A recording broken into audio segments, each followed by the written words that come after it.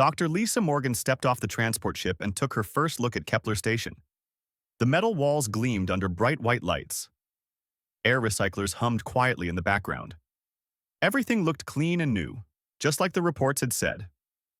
Lisa carried a small bag with her personal items. She had traveled for 3 weeks to reach this place at the edge of human space. Kepler Station was special. It was the first place where humans and Zephyrians would work together. The peace treaty between their species was only 6 months old. Many people on both sides were still nervous about the whole thing. Captain Ryan Davis met Lisa at the docking bay. He was a tall man with gray hair and tired eyes. He looked like someone who had been dealing with problems all day. "Dr. Morgan, welcome to Kepler Station," Ryan said. He shook her hand firmly. "I hope you are ready for this job. It will not be easy." Lisa nodded. She had studied the Zephyrian culture for 5 years. She knew their language, their customs, and their way of thinking. But knowing about something from books was different from the real thing. "Tell me about the Cubs," Lisa said as they walked through the station corridors. Ryan stopped at a large window. Outside, Lisa could see stars in the edge of a blue planet. 3 Cubs arrived last week with their guards. Their names are Kethra, Vex2, and Zinla. They are the children of important clan leaders. The peace treaty says we must teach them about human culture. Lisa looked at the captain. "What do the adult Zephyrians think about our technology?" Ryan made a face. "They think it is weak, too complicated. They prefer to use their claws and teeth to solve problems. Our machines seem useless to them." They continued walking. Lisa noticed how the doors opened when they got close. Voice sensors picked up their footsteps and activated lights ahead of them. The station was full of automatic systems that made life easier. "The Cubs are different from the adults," Ryan continued. "Young Zephyrians are curious about everything. They watch and learn by copying what they see. That could be good or bad for us." They reached the main conference room. Ryan pressed his hand on a scanner and the door slid open. Inside, Lisa saw 3 creatures unlike anything she had seen before. The Cubs looked like a cross between big cats and bears. They had thick fur that changed color from brown to gray in the light. Their eyes were large and bright yellow. Sharp claws clicked on the metal floor when they moved. Each cub was about the size of a large dog, but Lisa could tell they would grow much bigger. The Cubs turned to look at her when she entered. Their ears pointed forward and their tails swished back and forth. They seemed interested but careful. "Cubs," Ryan said in the Zephyrian language. "This is Dr. Lisa Morgan. She will be your teacher." The largest cub, Kethra, stepped forward. He sniffed the air near Lisa but did not get too close. His voice was deep and rough when he spoke. "You are very small for a predator." Lisa smiled. She answered in their language. "Humans are different from Zephyrians. We use our minds more than our bodies." Vex2, the female cub, tilted her head. "How do small minds catch prey?" "We build tools and machines to help us," Lisa explained. "Would you like to see how they work?" The cubs looked at each other. Zinla, the youngest, took a step closer. "Are your machines alive?" Lisa thought about how to answer. "They are not alive like you and me, but they can do things when we tell them to." She walked to the wall panel near the door. "Watch this," she said. Then she spoke clearly. Lights dim. The room lights became darker. All 3 cubs jumped back. Their fur stood up and they made low growling sounds. "Lights bright," Lisa said. The lights became bright again. Kethra crept closer to the wall panel. He sniffed it carefully. "The wall heard you speak?" "The computer system heard me," Lisa said. "There are small machines that listen for voice commands. When I say the right words, they do what I ask." Vex2 was brave enough to touch the wall panel. "It feels cold." "Not alive." "That is right," Lisa said. "But humans have taught our machines to understand our words. We can control many things just by talking to them." The cubs spent the next hour watching Lisa demonstrate different voice commands. She turned lights on and off. She opened and closed doors. She made the room warmer and cooler. Each time, the cubs watched with intense focus. Ryan stood near the door, taking notes on his tablet. He looked worried. "Dr. Morgan, are you sure it is safe to show them all of this?" Lisa looked at the cubs. They were completely focused on learning how the voice commands worked. They need to understand our technology if we want them to trust us. Fear comes from not understanding. Zinla approached the wall panel where Lisa had been giving commands. He looked up at her. Can cubs make machines listen too? Lisa thought carefully. The cubs seemed smart and eager to learn. Teaching them to use basic voice commands might help them feel more comfortable on the station. Maybe, Lisa said, but you would need to practice. The machines must learn your voices first. Kethra's eyes grew brighter. We can hunt the machines? Not hunt, Lisa said quickly. Learn to talk with them. Humans and machines work together. The cubs looked disappointed. Hunting was how young Zephyrians learned about the world around them. Everything was either prey, predator, or pack to them. Ryan checked his watch. The cubs need to return to their quarters now. Their guards will be worried. As they prepared to leave, Vex too looked back at Lisa. Tomorrow, you will teach us more machine talking? Yes, Lisa said. Tomorrow we will learn together. After the cubs left with their guards, Ryan turned to Lisa. What do you think? Lisa watched through the window as the cubs walked down the corridor. Even from a distance, she could see them looking at every wall panel and door sensor they passed. They are smarter than the report said, Lisa told Ryan, and much more curious. We need to be careful about what we show them. Ryan nodded. The adult Zephyrians are coming for an inspection in 2 weeks. If anything goes wrong with the cubs before then, this whole peace agreement could fall apart. Lisa understood the pressure she was under. 3 young alien predators who learned by watching and copying. A station full of voice-activated technology, and only 2 weeks to make sure nothing went wrong. She had a feeling those 2 weeks were going to be very interesting. The next morning, Lisa arrived at the education room early. She wanted everything to be perfect for the cubs' first real lesson. The room had comfortable seating, several wall panels with voice controls, and large windows showing the stars outside. The cubs arrived with their guards exactly on time. Zephyrians were always punctual. Lisa noticed that all 3 cubs looked around the room carefully before entering. Their yellow eyes checked every corner and surface. This was how young predators behaved in new territory. Good morning, Lisa said in their language. Are you ready to learn about human technology? Kethra sat down in front of her, his tail curled around his feet. We are ready to hunt the voice machines. Lisa shook her head. Remember, we do not hunt machines. We talk to them. They are tools that help us. Vex 2 made a sound that was almost like a purr. Tools that listen. Very strange tools. Lisa started with simple commands. She showed them how to say, door open and door close. The cubs watched as the room's main door slid back and forth. Then she tried lights on and lights off. Zinla was the first to try. He stood near the door and said, door, open.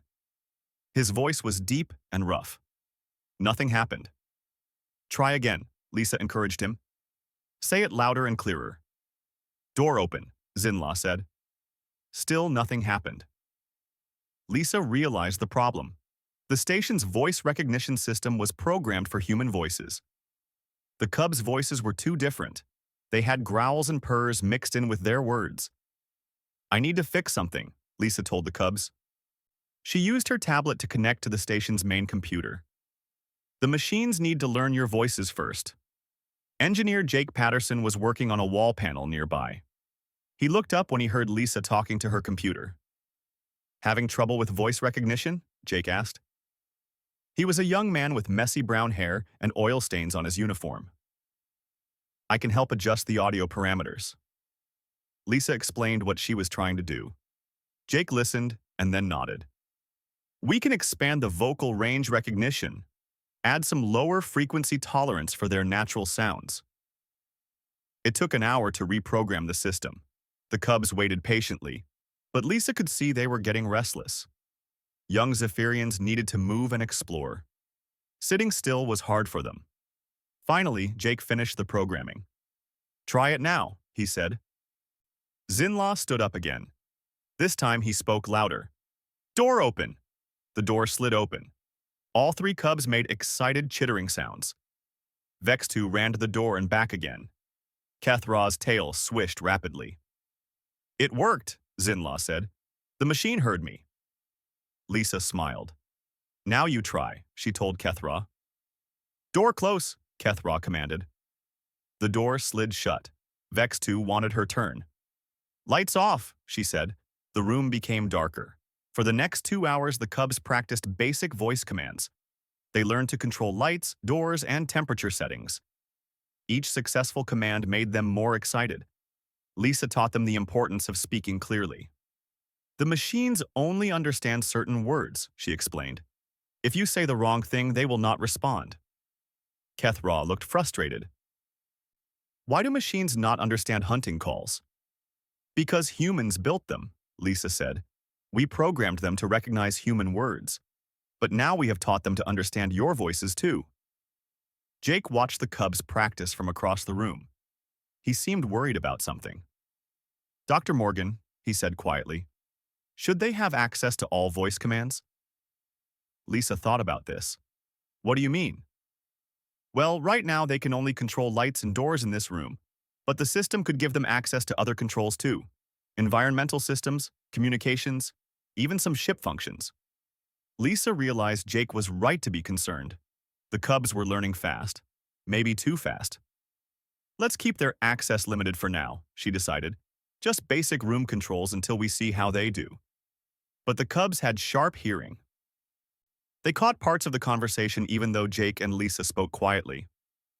More machine commands? Vex 2 asked. Not just lights and doors?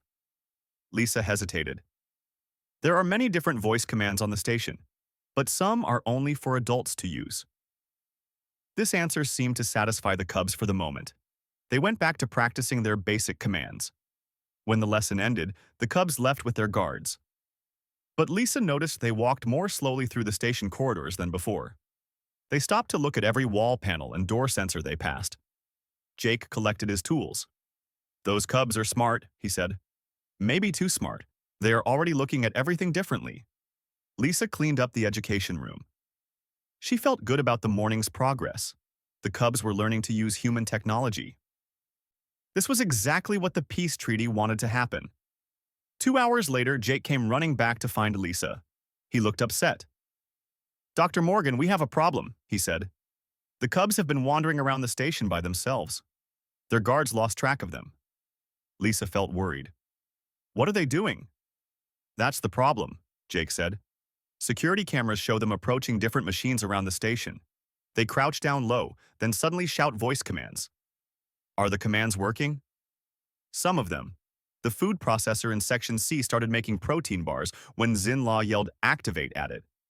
Vex 2 got the waste recycler to turn on, and Kethra somehow made the emergency lights flash in the main corridor. Lisa ran with Jake to the security office.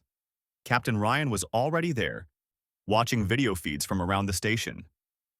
On the screens, Lisa could see the 3 cubs moving through different areas. They moved like hunters stalking prey. They would creep up to a machine, crouch down, and then pounce by shouting a command. Look at this one, Ryan said.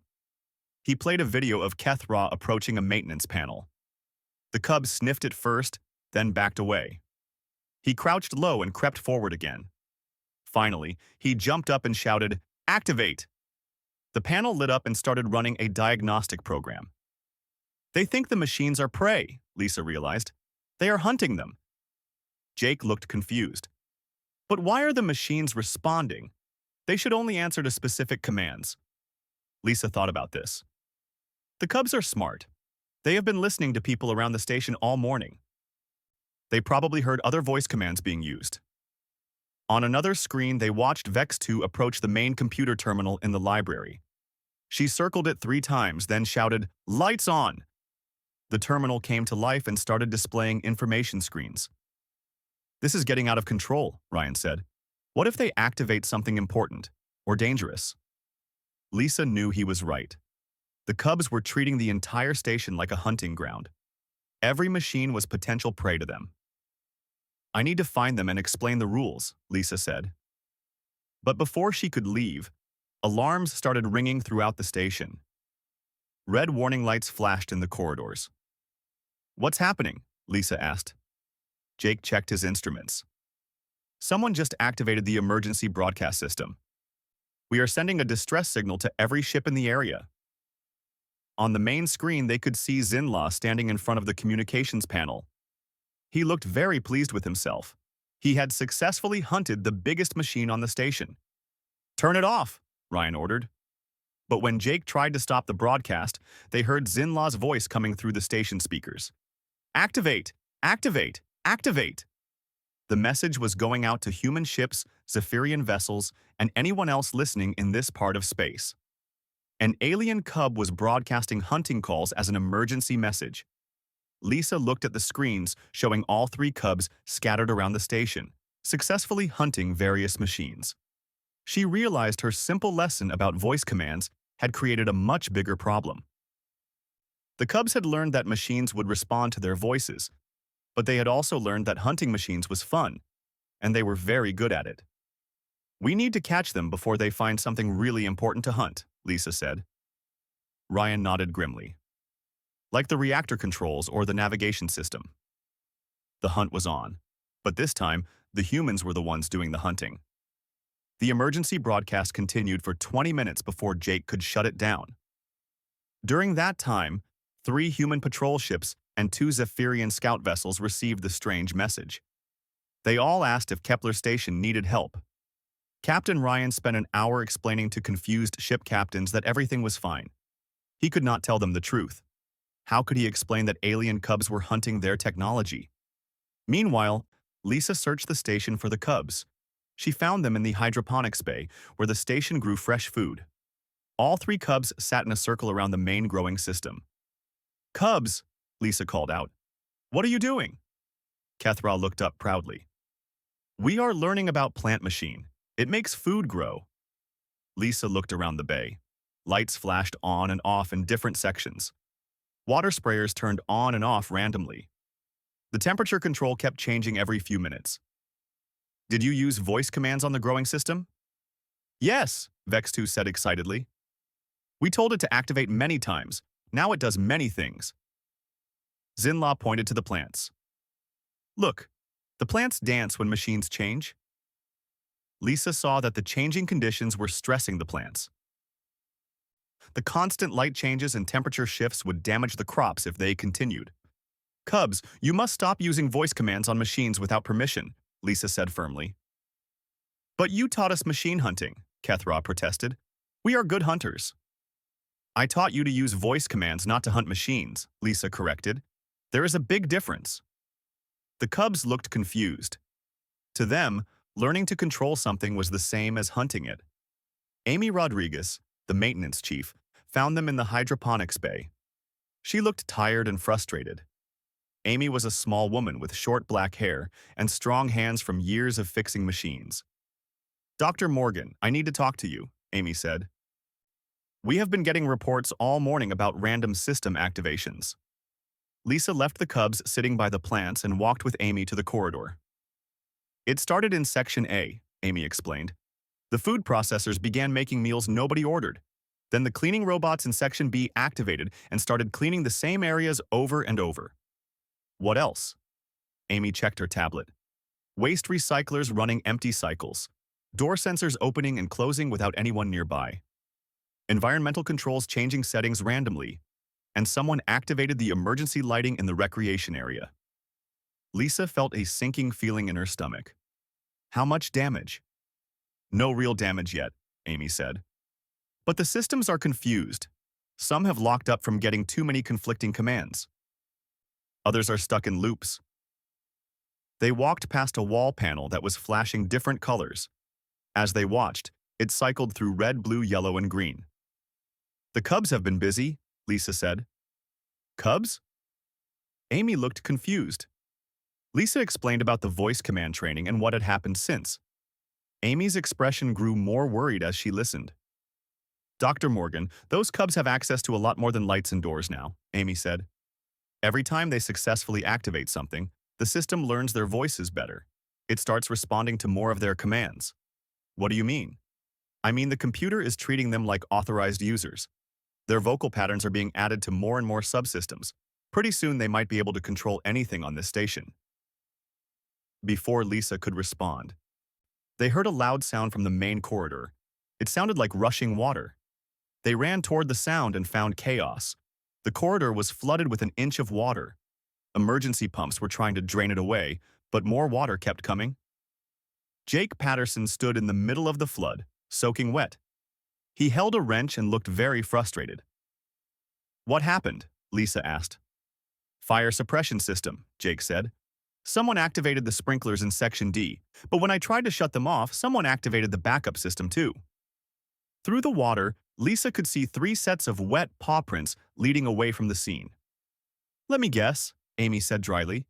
"Small paw prints with claw marks?" "The Cubs think this is a game," Lisa realized. "They are hunting every machine they can find." Dr. Alex Chen arrived to help with the flooding.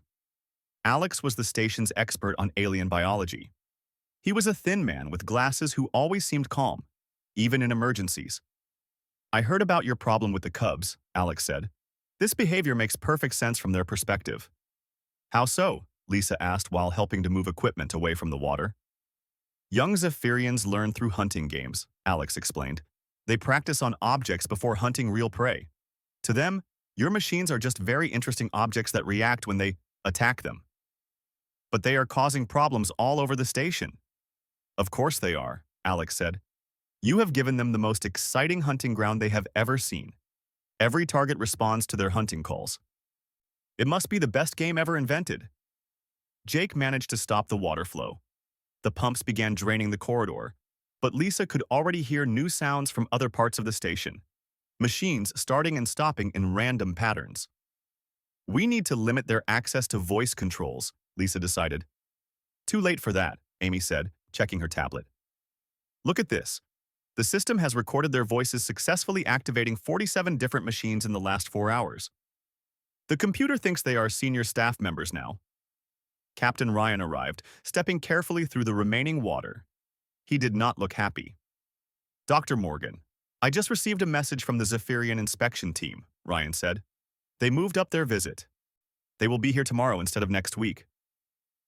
Lisa felt all the blood drain from her face. "Tomorrow?" "They heard about the emergency broadcast this morning. They think something might be wrong with the Cubs. They are coming to investigate." Alex pushed his glasses up his nose. "That could be a problem. If the adult Zephyrians see Cubs successfully hunting human technology, they might view it as proof that our machines are weak prey." "What does that mean?" Jake asked. "It means they might decide human technology is not worth respecting," Alex explained. "The whole peace treaty could be threatened." As if to prove his point, they heard a new sound echoing through the station. It was the Cubs' voices, but amplified through the communication system. "Activate! Activate! Activate!" came the joyful chant from speakers throughout Kepler Station. "They found the intercom system," Amy said. The chanting continued for several minutes before Jake could locate the right controls to shut it off. But the damage was done. Every person on the station had heard the Cubs' hunting calls. "Sir," a security officer approached Captain Ryan. "We are getting complaints from the crew quarters. People cannot sleep because machines keep turning on and off randomly." Lisa looked around at the chaos the Cubs had created in just one day. Flooded corridors, confused computers, and systems activating randomly throughout the station. "I need to find a way to control this before tomorrow," she said. "How?" Ryan asked. "Those Cubs have learned that they can hunt any machine on this station. You cannot just tell predators to stop hunting." Alex nodded. "The captain is right. Once young Zephyrians identify something as suitable prey, they will continue hunting it until they master it completely." "Then I need to give them different prey to hunt," Lisa realized. She thought about what Alex had said. The Cubs saw the machines as prey that responded to their hunting calls. The voice commands were like successful attacks. Each time a machine responded, it reinforced their hunting behavior. "I need to create a controlled hunting ground," Lisa said. "Somewhere they can hunt machines without affecting the rest of the station." Amy looked skeptical. "How do you build a fake hunting ground for alien predators?" Lisa was not sure yet, but she knew she had less than 24 hours to figure it out. The adult Zephyrians were coming, and they would judge all humans based on what they saw when they arrived. Right now, what they would see was chaos. 3 cubs successfully hunting human technology throughout the station, treating advanced systems like toys. That was not the impression the peace treaty needed to make. From somewhere in the station came another sound of machines activating randomly. The cubs were still hunting, and they were getting better at it all the time. Lisa had to find a solution before the cubs hunted something that could not be fixed. Lisa spent the night working on her plan. She used the station's workshop to build fake machines that looked real but could not control anything important. Jake and Amy helped her connect them to a separate computer system. "This better work," Jake said as he installed the last voice sensor, "because those cubs found the cargo bay loading controls 2 hours ago." Amy looked up from her work. "What did they do?" "Let's just say we now have protein bars scattered all over cargo bay 3, Jake said, "and the loading robot is stuck trying to stack them." Lisa tested her fake machines. She had built control panels, computer terminals, and sensor arrays. They all responded to voice commands with lights and sounds, but they did not actually control anything. The cubs will not know the difference, she hoped. To them, a machine that responds is a successful hunt. Dr. Alex Chen came to inspect their work. He looked at each fake machine carefully. "This might actually work," Alex said. "Young Zephyrians care more about the hunt than the result. If these machines respond properly to their calls, the cubs should be satisfied." They set up the fake hunting ground in Conference Room B. It was large enough for the cubs to move around and far from any important systems. Early the next morning, Lisa gathered the 3 cubs and their guards. The cubs looked tired but excited. They had spent the night hunting machines throughout the station. "Cubs," Lisa said, "I have a special place to show you. It is full of machines that need to be hunted." Kethra perked up immediately. "New hunting ground?" "Yes. But these are special machines. They are only for you to hunt. No other humans use them." Lisa led them to Conference Room B. When the cubs saw all the fake machines, their eyes grew wide. Lights blinked on control panels. Screens showed moving displays. Everything looked very important. "All of these machines need to be hunted?" Vex 2 asked. "Yes," Lisa said. "But there are rules. You must approach each machine carefully, study it first, then use your hunting call to make it respond." The cubs loved this idea. It was like a formal hunting lesson. Zinla approached the first fake terminal and crouched down low. He circled it twice, then shouted, "Activate!" The terminal lit up and played musical sounds. Zinla chittered with joy. "Now you try the next machine," Lisa instructed. "Remember to study it first." For 2 hours, the cubs worked through Lisa's fake hunting ground. They approached each machine with proper hunting form. They studied their prey before attacking with voice commands. Lisa watched them carefully. This was working better than she had hoped. The cubs were getting the hunting experience they needed without causing problems. But then Captain Ryan burst into the room. "Dr. Morgan, the Zephyrian ships just arrived," he said. "They will be docking in 10 minutes. Lisa felt panic rising. "Already? I thought we had more time." "They traveled faster than expected," Ryan said, "and they are bringing more ships than planned. 3 vessels with full diplomatic teams." The cubs heard the conversation and looked interested. "Adult pack coming?" Kethra asked. "Yes," Lisa said. "Your parents are here to visit." The cubs became very excited. They began chittering and running around the room. To them, this meant they could show off their new hunting skills. "We will show adult pack our machine hunting," Vex 2 announced proudly. Lisa realized this could be a disaster. If the adult Zephyrians saw their cubs successfully hunting human machines, they might think human technology was weak and easy to defeat. "Cubs, listen carefully," Lisa said. "When the adults arrive, you must not show them how to hunt our machines." "Why not?" Zinla asked, confused. Because it is a secret human hunting method. Only cubs who are learning about human culture should know about it." This explanation seemed to satisfy the cubs. Zephyrians understood secrets and special knowledge.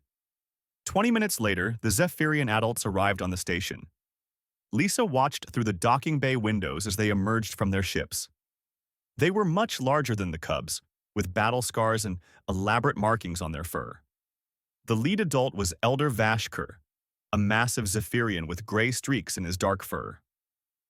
His eyes were sharp and intelligent. Behind him came two other adults who were clearly the cubs' parents. Captain Ryan and Lisa met the Zephyrians at the docking bay. The adults moved with controlled power. Everything about them said, "Dangerous predator."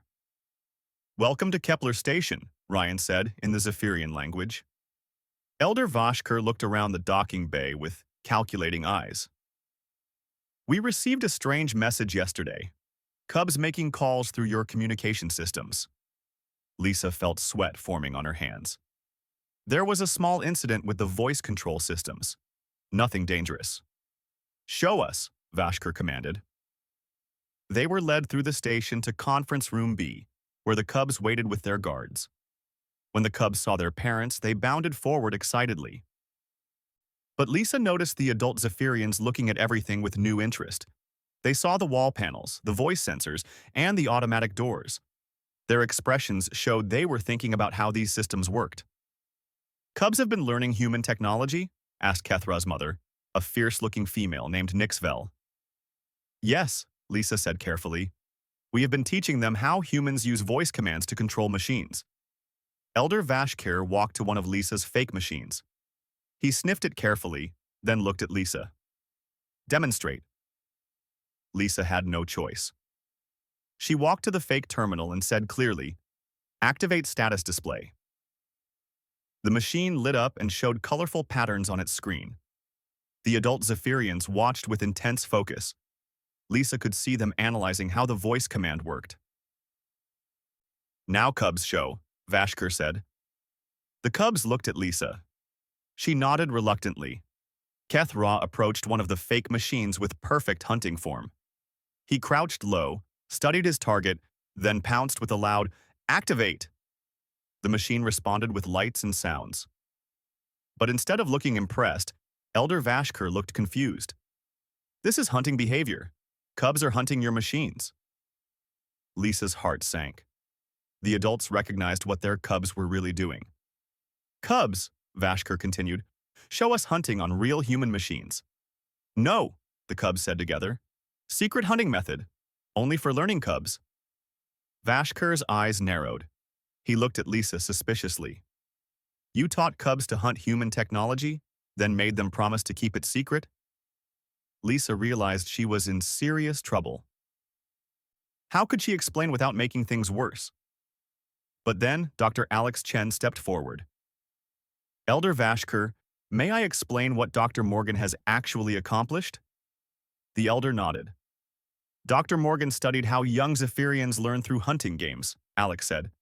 "She realized that traditional human teaching methods would not work with your cubs, so she adapted our technology training to match Zephyrian learning styles." Alex gestured to the fake machines. "She built this training area specifically for the cubs. It allows them to practice hunting technology in a safe, controlled environment." "Instead of fighting against their natural instincts," Alex continued, "Dr. Morgan found a way to use those instincts for education." Elder Vashker looked at the training setup with new eyes. He walked around the room, examining each fake machine. "Human-adapted teaching methods to match our cub learning?" he asked. "Yes," Lisa said. "I studied your culture and found ways to make human technology education work for young Zephyrians." Vashker looked at his cubs, who were proudly demonstrating their hunting skills on the fake machines. Then he looked back at Lisa. "This is unexpected," he admitted. "Most humans try to make cubs behave like small humans. You made human teaching behave like Zephyrian teaching." Lisa held her breath. She could not tell if this was good or bad. "Show me the real machines cubs hunted before this training area," Vashker commanded. Lisa had to be honest. She led the adults through the station, showing them the food processors, environmental controls, and communication systems the cubs had successfully activated. At each location, Jake demonstrated the voice commands for the adults. They watched carefully as human technology responded to spoken words. "Your machines are trained like pack members," observed Nixvel. "They listen and obey voice commands." "Yes," Lisa said. "But your cubs learned to use our technology better than we expected. They found ways to make machines respond that we had not thought of." Elder Vashker looked thoughtful. Cubs improved human technology use? In some ways, yes, Jake admitted. Their hunting approach helped them understand the systems faster than most adult humans do. The tour continued for another hour. Lisa watched the adult Zephyrians carefully. They were clearly reassessing their opinion of human technology, but she still could not tell if this was going to help or hurt the peace treaty. The next morning, Elder Vashkir called for a formal meeting. All the adult Zephyrians gathered in the main conference room with Captain Ryan, Lisa, and the senior human staff. Lisa felt nervous. The adult Zephyrians had spent the evening discussing what they had seen. She had no idea what they had decided. Dr. Morgan, Vashkir began, we have observed your teaching methods with our cubs. We have also seen how human technology responds to voice commands. Lisa waited, trying to read his expression. Our initial assessment was incorrect, the elder continued. We believed human machines were weak because they seemed overly complicated, but complexity can be a form of strength. Captain Ryan looked surprised. What do you mean? Nixvel spoke up. Your machines are trained like pack members. They learn voices, follow commands, and adapt to new users. This is not weakness. This is intelligence. The cubs demonstrated something we had not considered, added another adult. Human technology can be taught to work with other species. Your machines learn to understand Zephyrian voices. Lisa began to feel hopeful. Maybe this would work out after all. Elder Vashkir gestured to the cubs, who sat quietly nearby. Cubs have learned to hunt your technology, but they have also learned to work with it. This is a valuable skill. We have a proposal, Vashkir said. Other young Zephyrians should learn this hunting method. Cubs can teach them when they return home.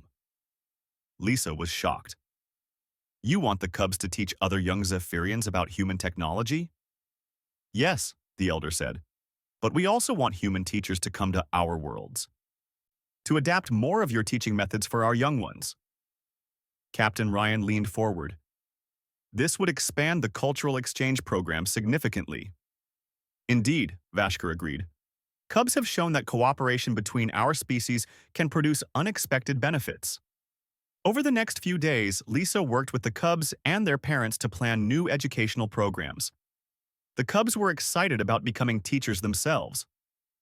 We will show other cubs how to hunt voice machines, Kethra announced proudly. But remember, Lisa said, hunting and working together are different things. You must teach both. Engineer Danny Walsh joined the planning sessions. Danny was younger than Jake, but equally skilled with computer systems. He had been watching the cubs' hunting techniques with great interest. The cubs found more efficient ways to use voice commands, Danny explained to the adults. Their hunting approach helped them discover shortcuts we had not programmed. What kind of shortcuts? Nixvel asked. Danny demonstrated on a wall panel. Normal human procedure is to say the exact command phrase, but the cubs learned to use simpler words that still work. Activate, instead of activate environmental controls. The computer understands the context. This makes the technology faster to use, Jake added. We are updating our systems to include the cubs' improvements. Elder Vashkir looked impressed. Cubs improved human technology by hunting it? Yes, Lisa said. Their natural learning style revealed better ways to interact with our machines. The cubs beamed with pride. They had successfully hunted human technology and made it better. Ben Foster, a programmer who worked with Danny, brought more good news. We have been developing new interface designs based on what the cubs learned, he said. Voice commands that work for both humans and Zephyrians. Show them the gesture controls, Danny suggested. Ben activated a wall display. It showed a new interface that combined voice commands with simple hand movements. Cubs suggested that hunting involves both calls and body movement, so we added gesture recognition to voice controls. Vex 2 tried the new system. She said lights, while pointing at the ceiling. The lights dimmed to exactly where she pointed. Much better, she declared, like real hunting. The adult Zephyrians were fascinated by this development. They had not expected their cubs to improve human technology. This changes our understanding of cooperation, Vashkir admitted. We thought humans would teach cubs to become more like humans, Instead, cubs helped humans become better at being human. Lisa smiled. That is what happens when different species work together. Everyone learns something new. Word of the successful program spread quickly. Other space stations requested similar exchanges. Different alien species wanted to send their young to learn about human technology. Lisa found herself training other humans to adapt their teaching methods for alien students. Each species learned differently, but the basic principle was the same. Work with natural behaviors instead of against them. 6 months later, Lisa received a message from the cubs on their home world. The video showed them teaching a group of young Zephyrians how to use voice controls. Activate. Dozens of young voices shouted in the background. Lisa could see computer screens lighting up in response. Kethra appeared on the video. He had grown larger but still had the same bright yellow eyes. Dr. Lisa, cubs here are very good at machine hunting. We taught them your methods. And we added new hunting techniques, Vex2 added from off-screen. Better than old hunting techniques. The video showed young Zephyrians working with human-made computers installed in their community centers. They approached the machines with proper hunting form, but they used voice commands instead of claws. Very good, Lisa said to the empty communication room. You are excellent teachers. Danny Walsh brought her more updates from around human space. Kepler Station's methods are being used at 15 other facilities now, he reported, and we have requests from 6 different alien species. What kinds of aliens? Lisa asked. Crystal beings who communicate through harmonic resonance. Bird-like flyers who use complex songs. Even some peaceful insectoids who work in hive groups. Lisa laughed. I suppose each species will need different approaches. That is why they want you to design the programs, Danny said. You proved that human adaptability can bridge any gap. A year later, Lisa stood on the observation deck of Kepler Station and looked out at the busy space around them. Ships from a dozen different species docked regularly. Young aliens of various types came to learn about human technology and culture. The cubs' voices still echoed through the station's corridors sometimes. New groups of alien youngsters had adopted their enthusiastic "activate" calls. It had become a friendly tradition throughout the sector. Captain Ryan joined her at the observation window. Any regrets about starting all this? He asked. Lisa watched a group of young crystal beings practice voice commands in the distance. Their harmonic tones made the machines respond with musical chimes. None at all, she said. Those cubs taught us something important about cooperation. What's that? The best way to work together is not to make everyone the same, Lisa explained. It's to find ways for everyone to be themselves while achieving common goals. From somewhere in the station came the familiar sound of young alien voices shouting commands at machines. Activate! Activate! Activate! But now the calls were in harmony, not chaos. Dozens of different species learning to work with human technology in their own unique ways. Lisa smiled. The cubs had started something much bigger than anyone had expected. They had shown that human adaptability was not just about humans adapting to other species. Sometimes it was about helping other species adapt human ideas to work for them. The peace treaty had called for cultural exchange between humans and Zephyrians.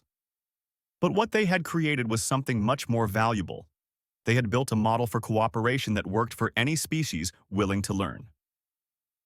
And it all started with 3 curious cubs who thought human machines looked like interesting prey to hunt. The galaxy was a better place because of that simple misunderstanding. Lisa was proud to have been part of it. As she left the observation deck, she could hear new voices joining the chorus of "Activate" calls echoing through the station. Tomorrow, another group of young aliens would arrive to learn. And Lisa would find new ways to adapt human teaching methods to work with their natural behaviors. The cubs had taught her well. The best hunting was done by understanding your prey. And the best teaching was done by understanding your students, whether they were humans, Zephyrians, or any other species in the galaxy.